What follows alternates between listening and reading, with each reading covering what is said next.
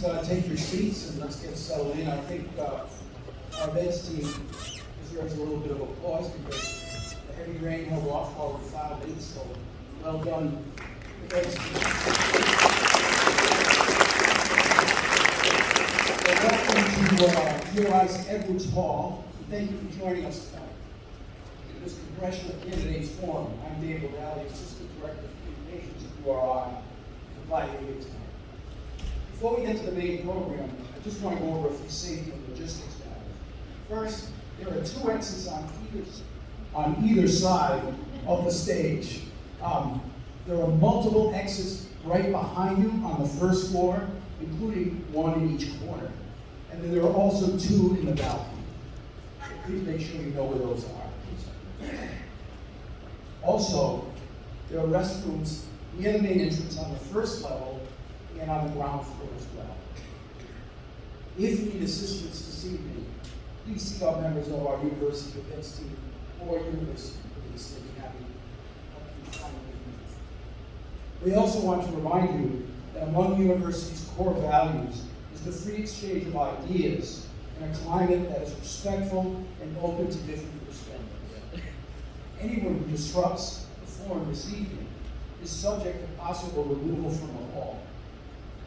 Before we get underway, we're honored that URI President Mark Orange is joining us tonight. Mr. Orange.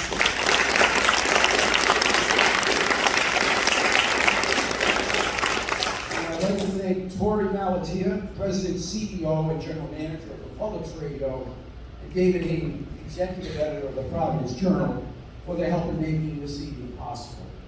And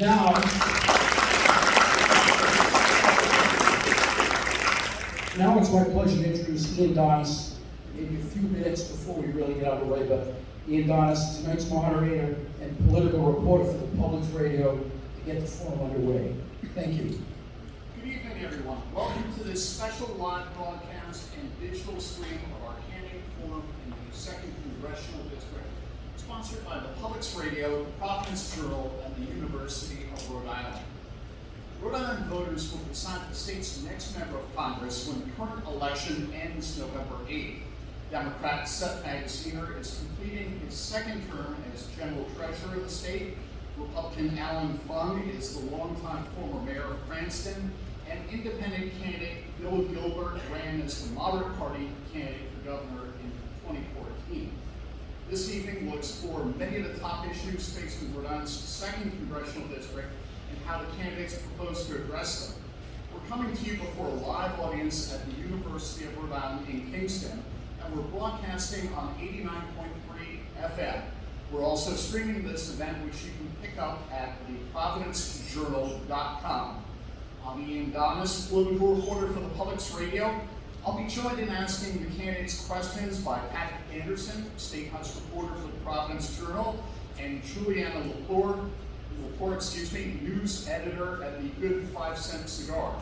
Before we start, I want to ask our audience to please remain quiet until the end of our forum, when you can express your support for your preferred candidate.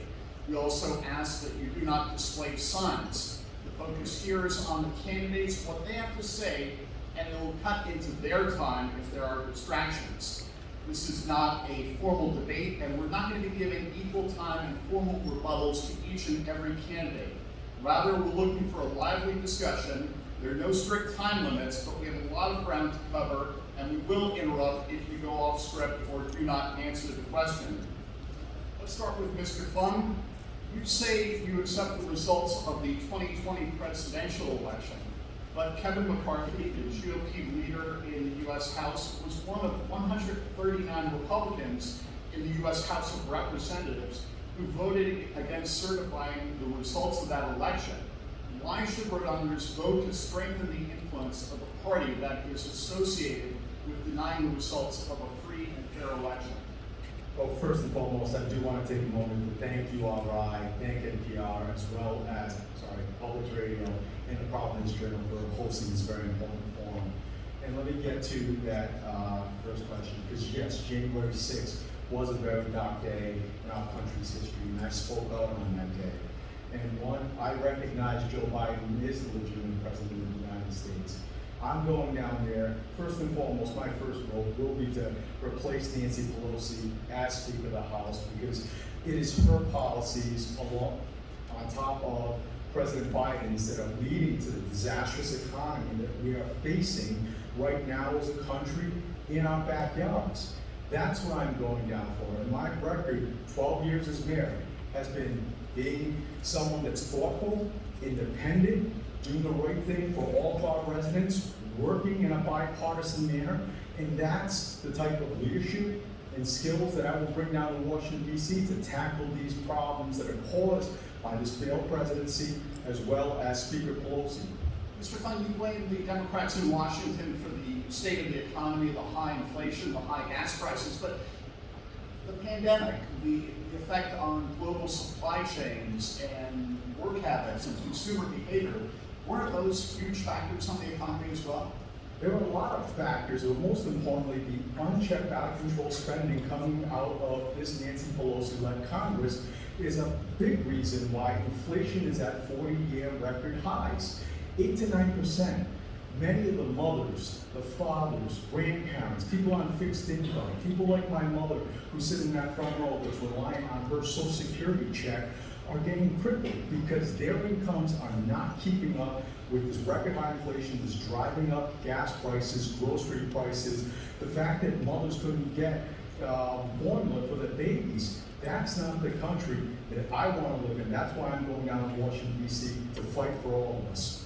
Mr. Madden Sr., you and your campaign have been sounding the alarm about what you call Republican extremism, about January 6th, and how Mr. Fung would potentially add to a Republican majority.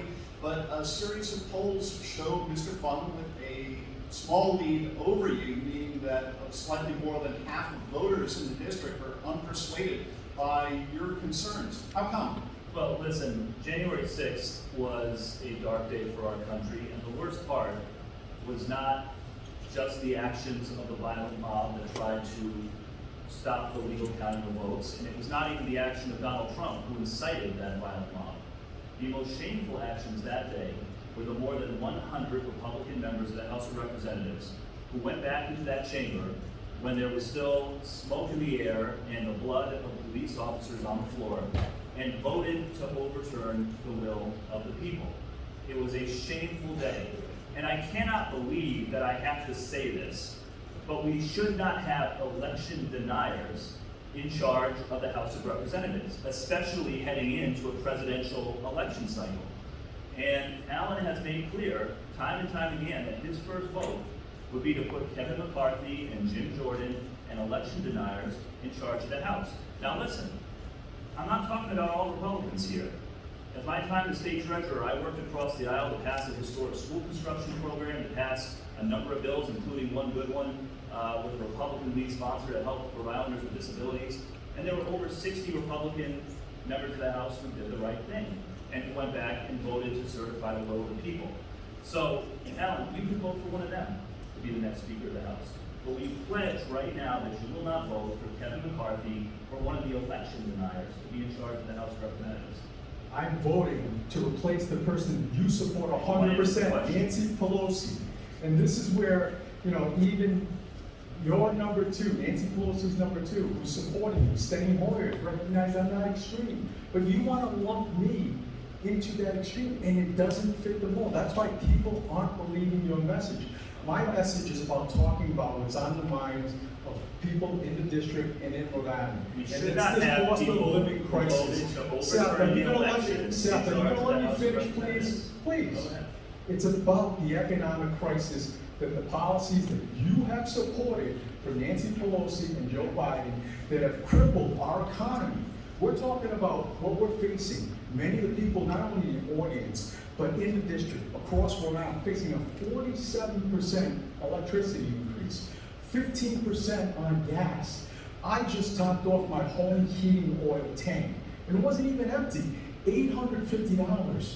I want to go down there to fight for many of the individuals in our backyards, like my mother, like every other mother and father that's on a fixed income across the district. That's what this election is about. Let me stop you there. We're shortly going to go to Bill Gilbert, but hang on, Mr. Magaziner. How do you respond to Mr. Fung's view? Hang on a second. how do you respond to Mr. Fung's view that Democrats in Washington are largely responsible for mishandling the economy? First of all, let the record show that once again, he is committed to putting election deniers in charge of the House of Representatives heading into the presidential year. Listen, when it comes to the cost of living, I've spent time all across the district, particularly in senior centers, and I hear from people the frustration. People are working hard and their incomes are not keeping up with their bills. And there's a number of things that we can do to crack down on inflation and help working people that I am prepared to support in Congress. I have called from the very beginning for suspending the gas tax, for expanding domestic energy production to increase supply and lower the cost of living. I called for capping the cost of prescription drugs, which is killing seniors. Okay, we can get into all this across our in state. greater But detail. there is a clear difference between the parties on this. All right, Which is that I have also said time and time again that if we really want to do something about the cost of living, we have to crack down on the price gouging that is happening by the big oil companies and the pharma companies. Thank you, The Mr. big oil Magnuson. companies We're gonna make move- hundreds of we're gonna billions move of on, Mr. dollars that Magnuson. people are hurting. We're gonna move That on. is wrong, and I'm the only candidate that will call that out. Bill Gilbert, there's a lot of dissatisfaction with what some people call the two-party duopoly, Democrats and Republicans, kind of hyper-partisanship, and what strikes many people as gridlock in Washington. You're running as an independent, but you've run a very low-profile campaign. I don't think I've gotten a single news release from you. What are you about? What's your point? Why are you running? Sure, I want to thank everybody for having me. Thank Public Radio, URI, good set, 5 cents cigar. One of the things that I've tried to do for the last 10 years is actually take out this hyper-partisanship. Exactly what you see going on right here. There's gridlock.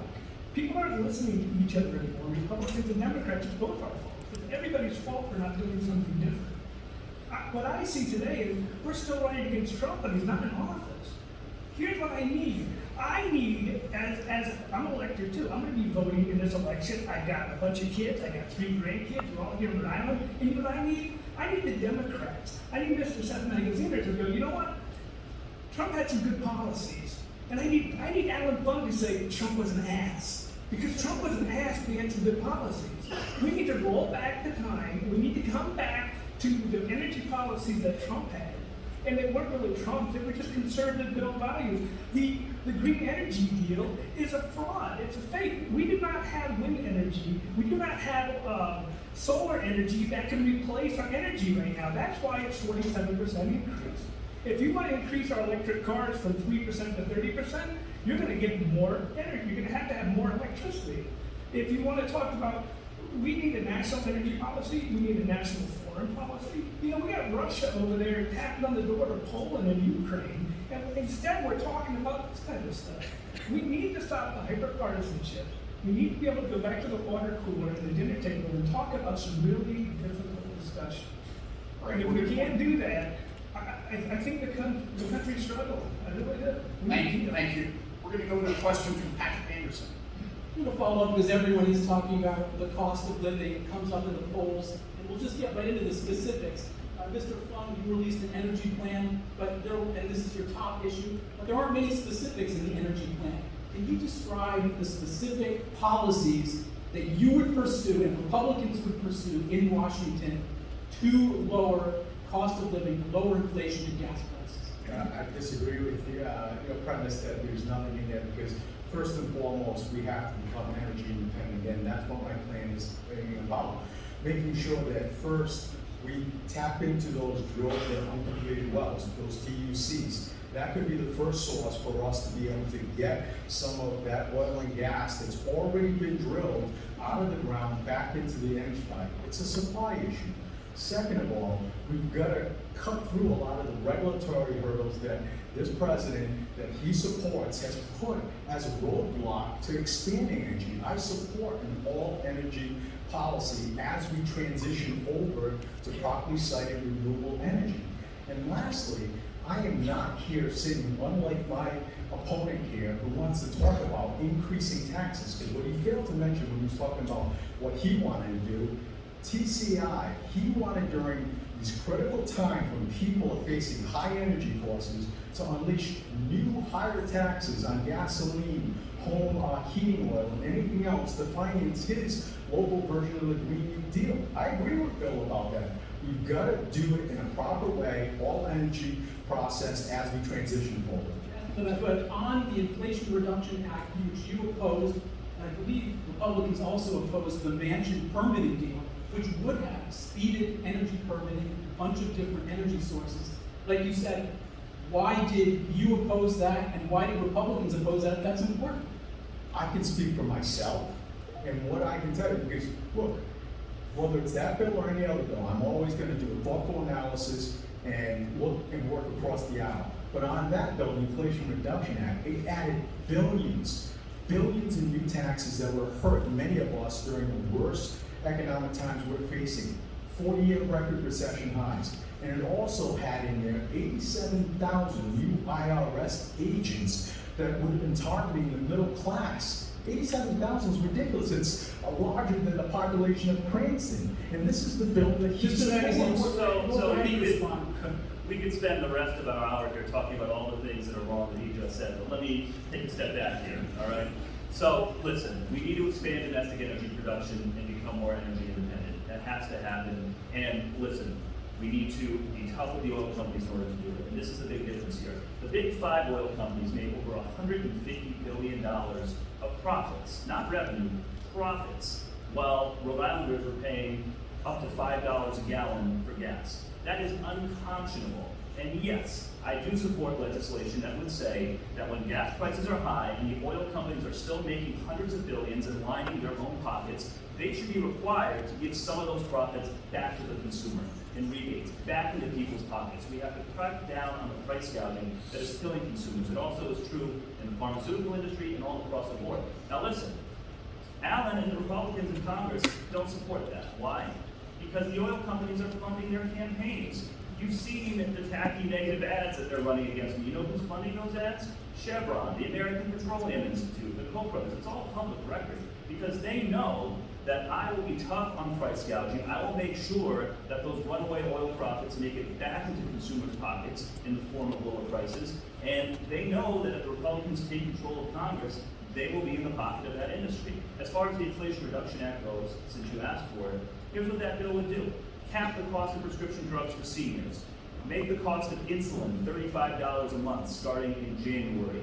Expand the ability of the IRS to go after tax cheats, but importantly, what he didn't tell you is that it specifically says that it would not go after any family making less than $400,000 a year. So yeah, do I think that Elon Musk and the billionaires shooting spaceships into outer space should be forced to go through some audits to make sure they're not hiding their taxes overseas? Yes, of course.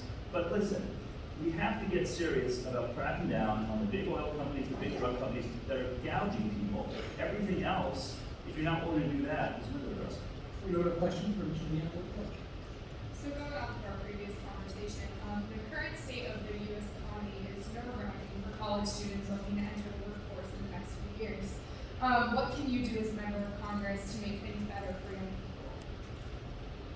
I think that post-secondary and secondary education should be actually, I think we should be funded in a public way.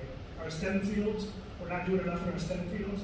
We're not doing enough in our public vocational sectors. There's some reports that say 50 to 60% of our plumbers are going to retire in the next 3 years. Where are they going to come from? We're not training. I'd like to see the Pell Grant be able to be used for other things than just a degree program. Why can't it be used for a journeyman program or a journeyman electrician program? The economy today and our technology is such that we're not training our high school students to be viably employed. So therefore, I think that our public education needs to be extended at least to a degree in the STEM fields. I'm not about big government giveaways, but at the same time, I recognize we need a workforce for the future. I'm also, when we talk about the energy bill that we're talking about, the fact of the matter is, if we train people in STEM fields, we're going to recognize that the Green New Deal is just not ready. I recognize that there's a lot of ability in getting into the green technologies, but there's not one lithium mine in the United States, and we're switching to lithium cars with about an 18-and-a-half-year life cycle. Where are you going to get your lithium from? You're just trading one devil for another. We need to have a national policy that goes out 5 years, 10 years, and 20 years. But when it comes to education, it needs to be imperative, it needs to be fast, it's going to be expensive. Thanks, Mr. Gilbert. Same question for Mr. Knight Sr. Yeah, listen, the answer is we need more good jobs in Rhode Island, and as Rhode Island's next member of Congress, I will make sure that the federal funding is here to spur innovative industries that will make it easier for people to stay here in Rhode Island and do good living, right? Advanced manufacturing, biotech, and yes, clean energy. I mean, there's tremendous opportunity to create good jobs here in Rhode Island in offshore wind and in the marine trades. And a lot of this can be spurred by federal funding from Washington coming to places like URI to spur research and innovation. The other thing that we gotta recognize is that for a lot of young people coming out of school right now, they're not able to pursue their passion because they're bogged down by crushing student loan debt. That's forcing them to take paths that they otherwise wouldn't want to take.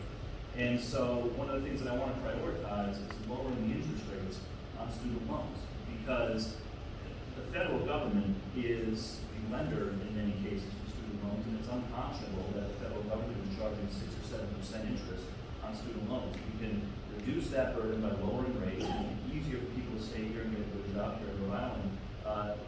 We can do great things for the future of our state. Thank you. Same question for you, Mr. Funk. Yes, students are coming out of, whether it's this university, any other college, university across the country, with crushing debt, basically mortgages right now. And I also, too, would focus not only just on interest rate, but we need to do more. Bill touched a little bit about Pell Grants. What I would propose is doubling the amount of Pell Grants that goes back directly to the institution so that students don't have to borrow as much and be saddled with that much dollars when they come out of school. Next thing, we have to really take a serious and hard look at colleges and universities and the cost of that education and what goes into it. Why is it so high? Does every college and university need a rock wall? I may make a little light about that, but that's some of the things that we really have to take a look at. But finally, on the dollars going in from the federal government into a university like URI, which is our flagship university of my alma mater, Rhode Island College, we've got to fund a lot more research, innovative research that's going on to support a lot of the educational system so it reduces some of those burdens on the students. I love what Mark and the university is doing here on the dual economy. That's a great opportunity to support our ocean state and the industries that could come here and are already here. I want to support dollars, especially infrastructure dollars, into building back up Quad City, Galilee, Provinceport, to support a lot of the existing, not only green industries in here, but other manufacturers that are dotting up and down, that port, and reduce this logjam in the supply chain, because a lot of it is the infrastructure. Thank you. Mr. Magaziner, poll after poll shows that far and away the greatest concern of Rhode Island voters is the cost of living. Despite that, your campaign commercials have focused on issues like abortion, January 6th, and other things other than the economy. Does that show that you're out of touch? Listen, when I announced this campaign, one of the first things we did was create a detailed plan on our website, more detailed than Alan's, on a range of issues, including lowering the cost of living. And there's a number of things that we can and must do. So again, I'm for suspending the gas tax. I'm for expanding domestic energy production. I'm for bringing more manufacturing jobs back to the United States, including Rhode Island, so that we don't have supply chains running all across the world that are more expensive. It's a national thing, though. Yeah, Why? and importantly, no, capping the cost of prescription drugs, which is crushing people as well. But again, if you're looking for a contrast, the big contrast is that I'm talking about cracking down on the big drug companies, the big oil companies that are overcharging people, which the Republicans in Congress won't do because that's where they get their funding from. So again, if you go to my website, you will see detailed plans on a range of issues, including lowering energy costs, lowering healthcare costs, raising wages, which is another part of this equation. We have to make it easier for people to earn a good living in our state and in our country as well. Mr. Funk, my question for you, did former President Trump cause lasting harm to the United States? I can tell you, I'm not President Trump. I don't act that way. I'm not about divisiveness. I've shown that in 12 years as mayor of the city of Cranston, working bipartisan, doing the right thing, taking a city that was in the red, fixing it and making it one of the best cities to live in. That's how I'm going to operate down in Washington, D.C. But I also want to pivot back. Can I just finish with one? I just want to pivot back to one thing. When Seth was talking about myself, there is a big difference between myself and him and what we put out there. He's outright lying about some of my positions in his ads, spending millions on trying to paint me as not only some extremist, but my positions on abortion are an outright lie, Seth. Will you please admit that? Because I will not support a national abortion ban or criminalize it. He wants to keep pushing these fallacies because he's losing. So that's the one thing I need to correct and put out there. Mr. Magaziner? Alan, you can lie to the people about where you are today, but you can't lie about your record, because your record is in the public record.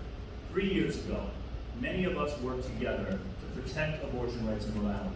And Alan and a lot of Republicans said, oh, you know, Roe v. Wade's never going to be overturned, you're fear-mongering. Well, look what happened. We passed a law in Rhode Island 3 years ago to protect women in Rhode Island. Alan was against that bill, vocally. I was for it, just like most Rhode Islanders. There's a fundamental difference between us here. I trust women to make the right choice about when and whether to terminate a pregnancy. Alan thinks it should be up to politicians and judges. And listen, politicians, like Alan and others, they will say whatever they need to say to get elected. But they will say whatever they want to say to get elected. But my record is that I have supported women's rights and abortion rights every step of the way. Your record is 3 years ago you were against it, then in the spring you said it should be up to the states, then 10 minutes ago you changed again, and 10 minutes ago. Listen, in Washington, you know where I will stand on this issue. I will be for Rhode Island women every time. You couldn't trust Alan in the last 20 years when he changed positions this, that, and the other way. You couldn't trust him 3 years ago when he opposed the bill to do this in Rhode Island. So you can't trust him in Washington either, but you know where I stand. The people, there's no ambiguity about where I am. Oh, there's plenty of ambiguity where you Mr. are. Fung, Let's 30 take a look. Mr. Fung, 30 seconds on that. If you'd like to respond to Mr. Magaziner, 30 seconds on Oh, that. absolutely, yeah. Look, Seth, you are lying because you have been constantly losing behind in the polls. Let's face it, I have never said, that I would support a national abortion ban. I would never do that. You never said it. And you just want to go down to it. I've never said that. You opposed the bill 3 years Never ago. said it, You sir. said it should be a transition. And most importantly, And your most first important- vote would be for and Kevin most McCarthy, who important- said he's going to push a national abortion ban. Mr. Magaziner, hang on.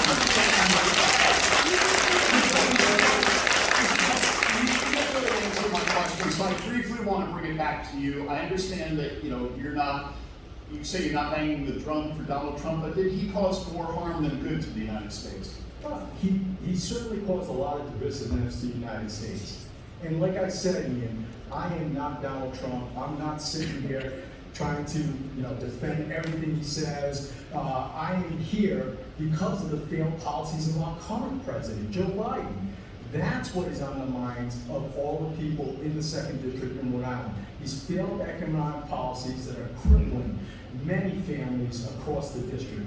That's what this election in November is about, and that's what I'm focused on. Let's go to another issue where attack ads have been flying, Social Security. Mr. Magaziner has attacked Mr. Fung, saying that he and Republicans would cut Social Security. Today, the Washington Post reported that GOP leadership is looking at, or wants to use debt ceiling or government shutdown to cut Social Security. So to Mr. Fung, if you were elected, what would you do if GOP leadership said that they wanted to make changes to Social Security, including raising the retirement age, and or using the debt ceiling to do it? Here's the thing, another outright lie from Seth saying that I would support cutting Social Security. Here's why I would not do that. You see that woman that's sitting in the front row right there? That's my mom.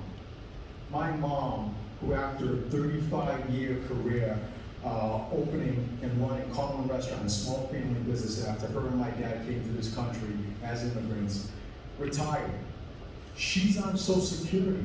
That fixed income, like millions of other mothers and fathers, grandparents across the country. I will stand up and make sure they do not cut Social Security down in Washington, D.C. So what would you, and just to follow up on that, so what would you do to fix Social Security? No, there are different bipartisan proposals down there to strengthen But it. you Like want scrap what do you think? yes, scrap the cap. So that individuals like Mr. Magaziner's family doesn't rely upon it, like mine, would shoulder a little bit more of the burden to help sustain Social Security. Mr. Magaziner, what do you say? So listen. The Republican leadership in Washington isn't even trying to hide it. They have said that one of their top priorities is to cut Social Security and Medicare.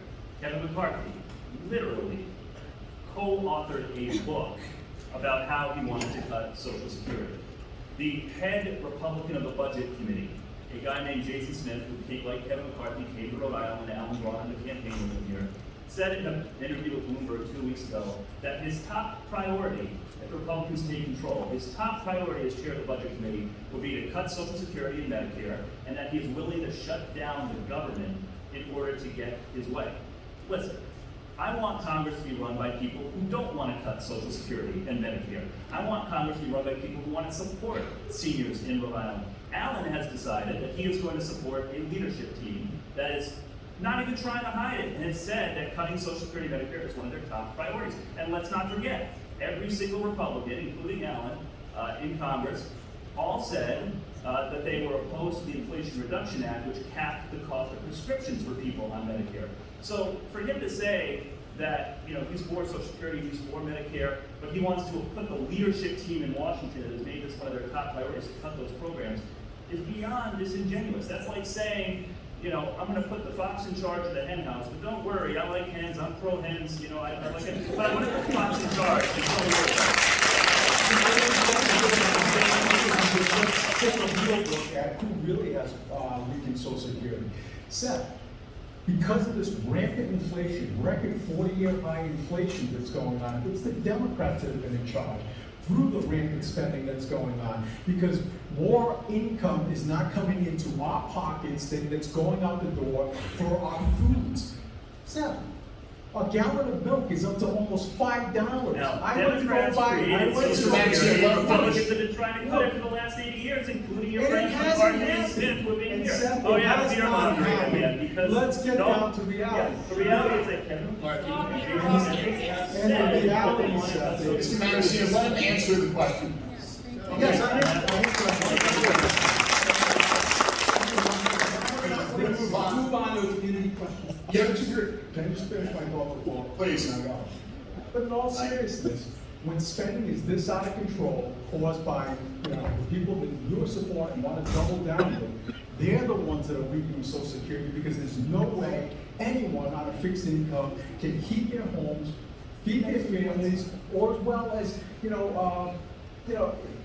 I support expanding Social Security. The Republicans that he wants to put in charge have already said that cutting it is their top priority. We're going to move on. You're listening to our 2022 gubernatorial candidates forum hosted by the Public Radio, the Providence Journal, and the University of Rhode Island. We're broadcasting live from the University of Rhode Island at 89.3 FM and streaming through the Providence Journal. We asked Rhode Islanders to submit questions for the candidates. Here's one of the many questions we got from Barbara Watts.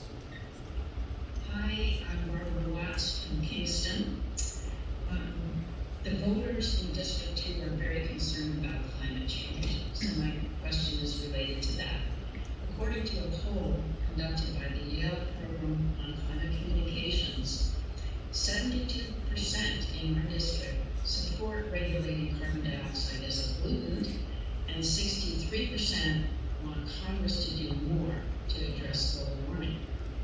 So my question is, if elected, how will you approach policy to reduce carbon pollution emissions that are causing climate change? Let's start with Mr. Gilbert. Yes, thank you. Carbon footprint and the carbon technology, and one of the things that we need to address is carbon sequestration. It's a heady issue, it's a little esoteric, but right now, like I said, the green technologies aren't there to fully replace the carbon footprint that we're currently using. So what I would like to do is I would suggest immediately, we do have technologies for carbon sequestration. We can start supporting those technologies as well as the offshore and the solar power energy. But I also think something else that we miss is part of our grid. Our electric grid is made up of electrical wires, and those wires, again, they're very esoteric, it's a very heavy issue, but changing the wires, say if you have technology where the wires have much less resistance. And by swapping out some of our technology, we can start increasing our capacity. So it's kind of like what we did with our bridges here in the state of Rhode Island. We let them decay. Thank you. Mr. Fung. We can start looking at some of those other things. Hang on, Mr. Gilbert. On top of some of the technology that, Bill was referring to, there are simple measures that we can do. Increasing our forestry, making sure that, urban areas such as those in Providence or Hard Landscape have more trees being planted. That's one of the simple solutions that can kind of help. On top of that, as mayor, I went through and seen the results of climate change where, man-made decisions in the past have caused, those, not one, but two historic devastating floods that put half the city underwater. Floodplain restoration is another area that we can do. We spent some of those federal dollars to buy back properties and restore it to its floodplain. Lastly, because we're the ocean state, coastal preservation is something that's critically important as well as additional dollars to fund, like I said before, the blue economy and green economy, some of the great research is being done here at Blue Island. Mr. Magazino. Yeah, we've got tremendous opportunity to create a lot of jobs transitioning to a clean energy economy, but we have to be aggressive about it. Listen, as state treasurer, one of the first things that I worked on, we set up programs at the State Infrastructure Bank, fund renewable energy and energy efficiency projects all across the state. The town of West Warwick has not paid an electric bill on its town buildings in 5 years because they have solar panels and windmills that our program helped fund. We're doing coastal resiliency in Westerly. We did street lights to LEDs in Warwick that have saved taxpayers millions of dollars. And at the federal level, there's a lot we can do to deliver resources to help speed that transition, particularly offshore wind. I think it's a real source of pride for us in Rhode Island that the 2nd Congressional District is the birthplace of the offshore wind industry, which is creating a lot of jobs and is on pace to power more than 60% of the state's electricity demand by the end of the decade. But at the risk of sounding like a broken record here, listen, Congress just passed the most historic investment in clean energy in our nation's history. And every single Republican voted against it. Alan said he was against it too. So let's get real. It takes leadership, it takes the willingness to stand up to the oil and gas industry and to make real investments in climate, like Democrats in Congress just passed and every single Republican was against. We've got another community question. This one is from Angie Gonzalez. Hi, my name is Angie Gonzalez, and I reside in Providence, Rhode Island. And my question for the candidate is, how will you be more integrated in the urban communities, and how will you be able to support them? We'll start this. I couldn't hear the question. How will you integrate? I couldn't hear the question. Question. How you will integrate urban communities, communities of color. Oh, okay. We're going to start with Mr. Magazine on this one. Yeah, so this is something that I have a lot of experience in as state treasurer. As treasurer, I led a state school construction initiative that has invested billions of dollars repairing and replacing schools across the state of Rhode Island. Schools all over the district, but particularly in urban areas, because every kid deserves to go to a great school regardless of difficulty. Connected with that, we created a lot of jobs in the building and construction trades. And I've been working with organizations like Building Futures to make sure that people from urban communities have the opportunities for those career pathways as well. In Congress, I will make it a priority to deliver resources across the whole district, but particularly to those hardest hit communities where people deserve opportunity. I started out my career as a public school teacher. I taught in a low-income school district. And what I saw is that every kid from every zip code has the ability to thrive and to achieve if the adults in power take their responsibilities seriously to support every community. I think about that experience every day. I think about my students every day, and I will continue to when I'm Rhode Island's next member of Congress. Mr. Gilbert, what would you do? I think one of the first things that we can do is the information superhighway. What COVID showed us is, I would like to be the first state and the first country in the world that provides free Wi-Fi for everybody. Without a Wi-Fi connection, you are not connected to the world anymore. You're being left behind. We saw it in the inner cities in South Providence with our COVID. We need to be able to do things like Zoom. I also think about aftercare programs and full day required pre-K. The better hand up that we can. And I'm with Mr. Magaziner on this one. Whether you live in 02818 East Greenwich or you live in 903 Providence, it shouldn't depend on what your education looks like. I think we need to change the funding formula drastically throughout the country. In Rhode Island, I think we need to go to a statewide funding formula instead of just by the town, because it's being exclusionary. I think the other thing that we can do is there's a lot of innocent use when you're a guy that looks like me, you're from Narragansett, it's totally different. I think one of the things that we need to do is get rid of the qualified immunity for police officers and have better accountability. I think that we don't recognize the struggles that some of those people have. They're just walking home from school. And Mr. Fung, last word? First of all, being mayor of our state's second largest city, Cranston, which is an urban core city, let's face it, and I made sure that our resources were properly divided amongst all areas, regardless of zip code, making sure that our schools were transformed. I heavily supported that school construction bond, and we're putting in dollars to support the new school that's going on in the eastern side, in that Garden City School. They're going to be investing more dollars into many of the other schools all across the district. I made sure that we had additional dollars for technology invested into many of the schools. But most importantly, we also partnered with social service organizations like CCAP, Comprehensive Community Action Plan, so we're providing additional resources for people in need. But lastly, we also invested in our employees and making sure that we have a diverse employment system at all levels. Most importantly, I'm proud of the fact that I have the first female chief of staff, first female director of administration in our city's history, the first Hispanic chief of staff, as well as the first visually impaired, blind, city solicitor. When you create that type of inclusive type environment, focusing on individuals at all levels, that's how you succeed the city. And that's the same type of approach I'll take to Washington, D.C. to make sure that those investments continue on in our cities and towns, in our state. Thank you. So we have our next community question from Greg Jarrett. My name is Greg Jarrett. I live in Providence. This is my question for the people running for Congress in the 2nd District in Rhode Island.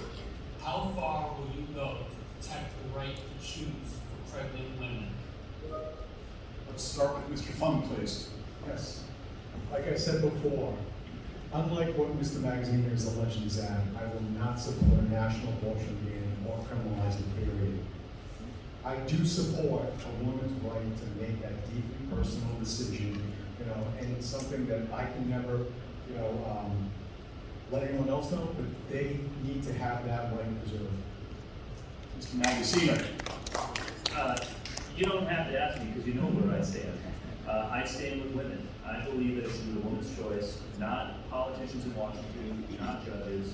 And unlike Alan, I've been consistent on that throughout my time in public service, and I'll continue to be consistent about it in Congress. You'll never have to worry if a bill comes up, where's Magaziner going to be on this one? Is it going to be yes, no, maybe? I'll be with Rhode Island women every time. How about you, Mr. Gilbert?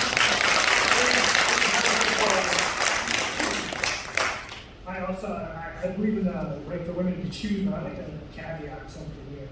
Just, since Roe v. Wade, it's been a litmus test question. I don't know why anybody's shocked that it happened.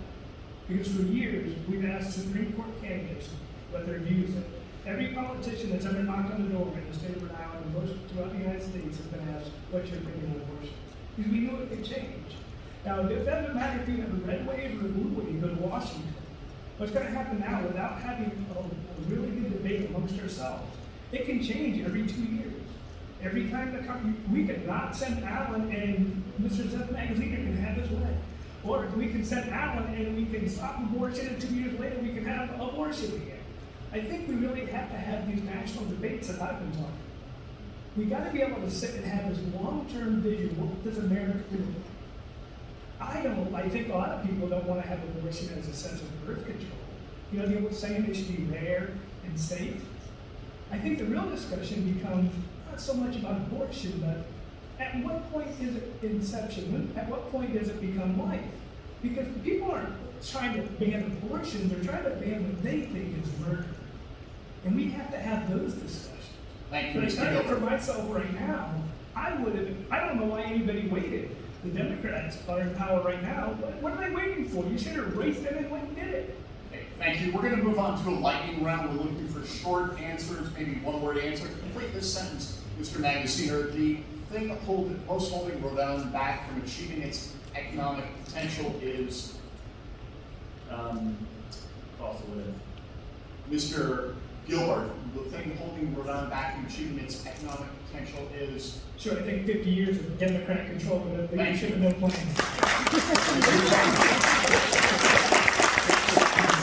Private taxes that are crushing us at the worst possible time. Mr. Fung, who's your top political role model? Actually, Charlie Baker. Mr. Gilbert? Top political role model, Kennedy and Reagan. Mr. Magaziner? FDR. And let's start with please hold your thoughts. Mr. Gilbert, should there be term limits for members of the U.S. House of Representatives? If so, how many? I don't prefer either way, but if we had it, I'd go for 12 years. Mr. Magaziner? Yes, I'd say 8 to 10 years. Mr. Fung? 3 terms. Let's go to Patrick Anderson. We'll start with Mr. Fung. Should the U.S. build more nuclear power? Actually, I appreciate an all-inclusive approach, which could include nuclear power because the technology is different than what we've had back in the dark days. Is that yes? Like I said, I support an all-energy policy, including the new technology like nuclear power. Mr. Magazine. I'm open to it, but my understanding is it's not cost competitive anymore. So no, say they shouldn't be allowed to not be. If there's a new technology that makes it more cost competitive, then I have to look at it. Mr. Gilbert. I believe that's one of the technologies that will bridge us into the green energy new deal that we want to see. So yes, I would do it, and the reason why they're not cost competitive is because of the overburdens of the regulation. Mr. Magaziner, have you asked Joe Biden to come campaign for you here in Rhode Island? I haven't asked anyone from that state. I'm focused on Rhode Island. Mr. Fung, was Governor Ron DeSantis wrong to ship migrants to Martha's Vineyard? First and foremost, Yes. I would not have done. Yes.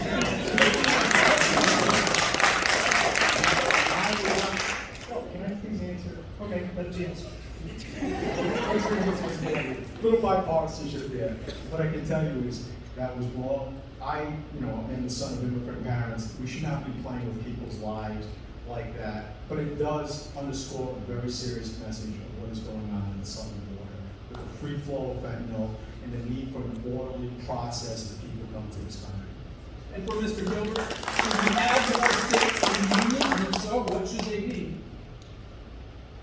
We've always discussed Guam and Puerto Rico, but I think it's up to them. I'm not so into annexing territories at this point. Mr. Fung, I'm sorry, what was the question?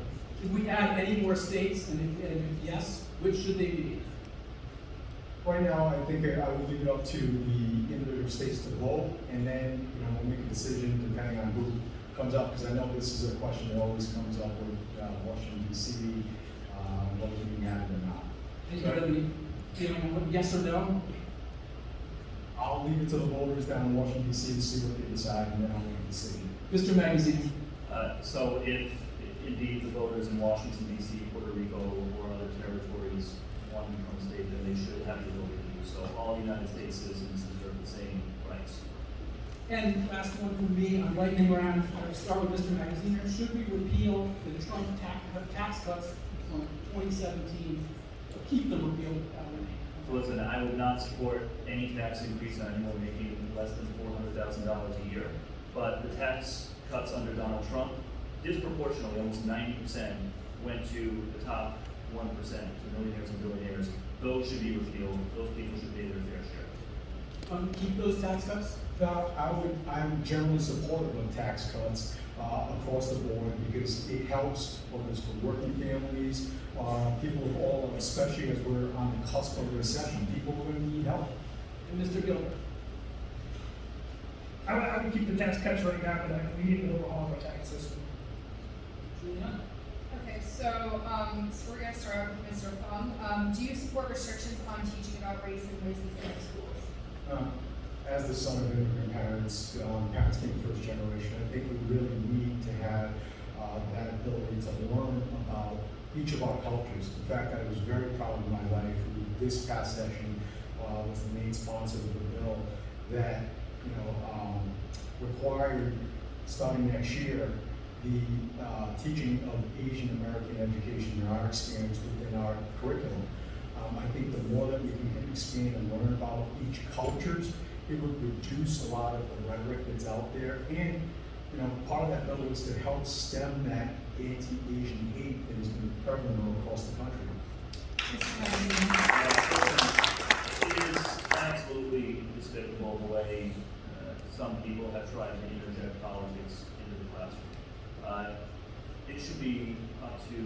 educators and parents with community involvement to set curriculum. And yeah, as a former teacher, I can tell you that we do students a disservice if we do not teach them about race, if we do not teach them about the real issues that they're going to face as they grow into adulthood. And so, that absolutely should be part of the curriculum. And Mr. Gilbert? That's interesting. Founders of the Board of Education desegregated the schools. In 1977, I was bus tremendously.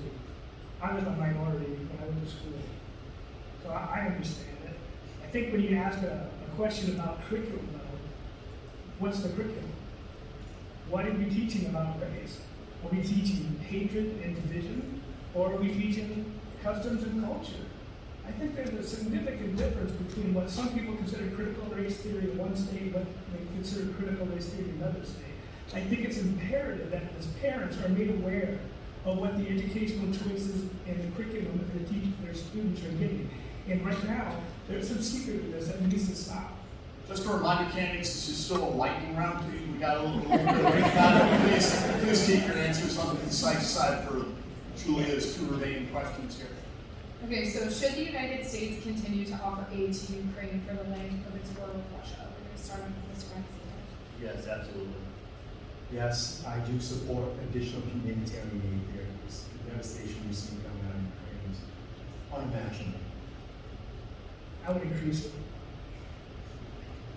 And lastly, do you support President Biden's climate change policies? We'll start with Mr. Gilbert. No, I think they're big.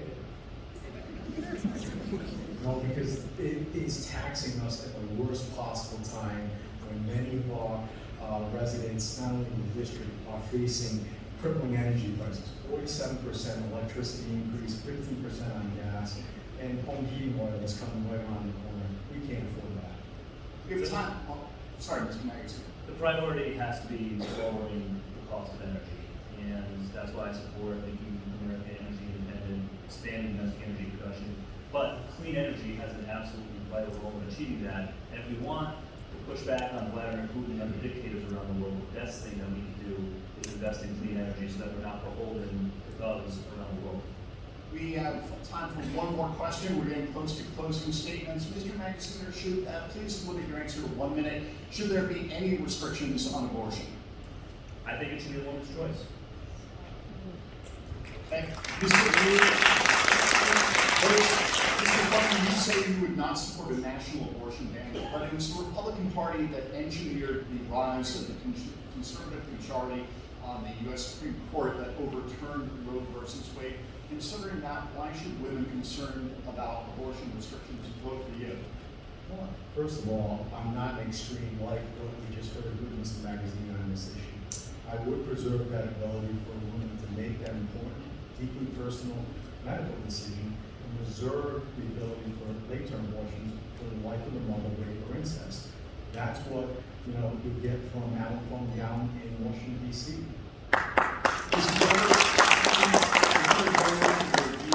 That's been uttered in politics, abortion should be legal but rare. How do you? This country is so divided on the issue. How does the country move forward? With more speech and more talk about it. I think it's imperative, like I said, in 2 years, no matter what happens in this 2 years, the next Congress could change it. And then the Supreme Court could change it again. Then the Congress could go back and change it again. These are living, deep, breathing issues that unless we have living, deep, breathing conversations, we're going to keep having, just like gun control, just like immigration, just like border protection. These aren't one and done issues. We need to start treating it like that. Why is it a litmus test issue? Why can't it just be an issue that we discuss? We're going to go to closing statements. Let's start with Bill Gilbert. You have 90 seconds. I thought it was 2 minutes. All right, 2 minutes. I was just eavesdropping on this conversation earlier. But, again, my name is Bill Gilbert, and I think most Americans feel that the two main parties have become hyperpartisan. Haven't worked for the people of interest in years. Today's voters are looking for a new, common sense political home. My We the People campaign offers voters a true and viable third choice that neither of the two current parties have the courage to offer. I will not shy away from the controversial issues. I will address the dire need for our country and our businesses to have easier access to vocational and trade training. These aren't partisan issues, they're just tough people issues. Cancel culture and the radical partisan politics must be eliminated at all costs. Americans have become afraid to engage in what used to be dinner table and water cooler conversations for financial backlash and sometimes even physical violence. I am not going to censor my ideas to please the radical fringes, as resources are not infinite and hard choices must be made. I'm for abolishing the made-up doctrine of qualified immunity, but that does not translate that I'm anti-cop. I would gladly support doubling the headcount of our law enforcement in many of our broken cities if they had half of the absolute power they wield today. We shouldn't fear the police. What happened to the officer that wore the nice white shirt? Officer Brennan. Most of our inner city schools struggle teaching student populations that are comprised of 1 to 10 different first languages, with many students speaking no English at all. This is unsustainable and a travesty for the children in these schools. I recognize the need for strong borders, and many Democrats do too. I call on them now to join me for common cause to enforce our now weak borders and complete the wall. Just because I and others support strong borders does not mean we're racist. Mr. Gilbert, thank you. That's time. Mr. Maggie Senior, you have 2 minutes. No, thank you all. Listen, as I talk to voters across the district, what I hear is that people love our state and they love our country, but they're frustrated. They're working hard, but their incomes are not keeping up with the bills. They see fundamental rights being stripped away and are worried about what's going to come next. And our politics in Washington become toxic. What I learned as state treasurer is that with the right leaders in place, you can get good things done that will help working people. As treasurer, I launched a school construction program that put 20,000 people to work fixing schools across Rhode Island. We launched a program that's helped hundreds of victims of domestic violence relocate away from their abusers. But what I've learned is that in order to really get things done, you have to have the courage to stand up to the powerful interests. And that is the difference in this race. I will stand up for the oil companies and the prescription drug companies that are making billions in profits while people are paying too much. I will stand up to anyone who wants to restrict fundamental rights, including a woman's right to choose. And I will stand up to the extremists in Washington, not elect them to run the House of Representatives. These extremists who overturn elections or try to, and have committed themselves to cutting Social Security and Medicare. I will stand up to them because I am not in their pocket like my opponent is. So listen, we can do great things in Congress to help working people, to raise wages, to expand benefits, to lower the cost of health care, and to provide real opportunity. But what it takes is the courage to stand up and do the right thing. I always will.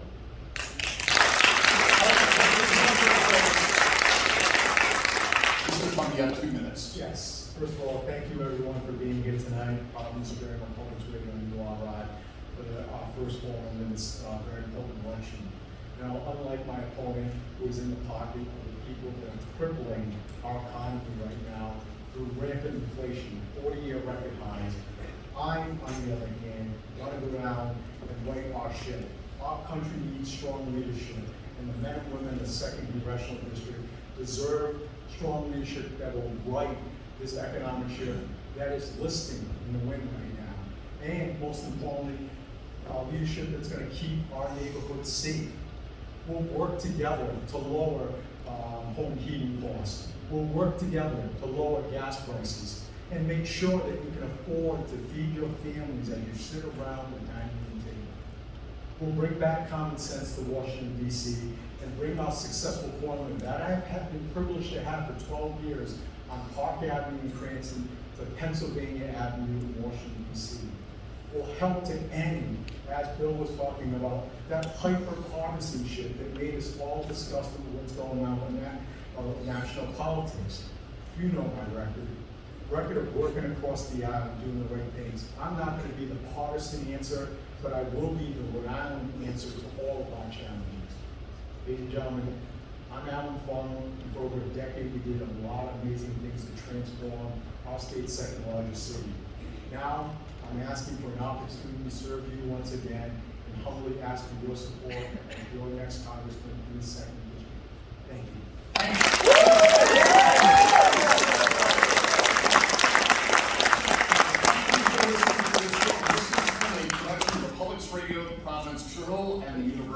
Island. We have technical assistance from URI's Ethan Hicks, Katie Babulia, and James Zahn. Thanks to Chief Engineer Aaron Reed at the Public Radio. Our stage director is Nate Balda. Our community producers are Will Richmond and Maddie Mott. Thanks also to Karen Secchio, Dawn Bergantino, Bruno Caruso, URI Police, URI Facilities Operation, and Pedro the Security Dog. Co-executive producers are Sally Isley, Whitman Littlefield, Aaron Dion, and David Hagan. Thanks also to Tori Maltia, the Public Radio General Manager, and Amina Kokari, Director of the Harrington School of Communications and Media. And now please give your candidates a hand.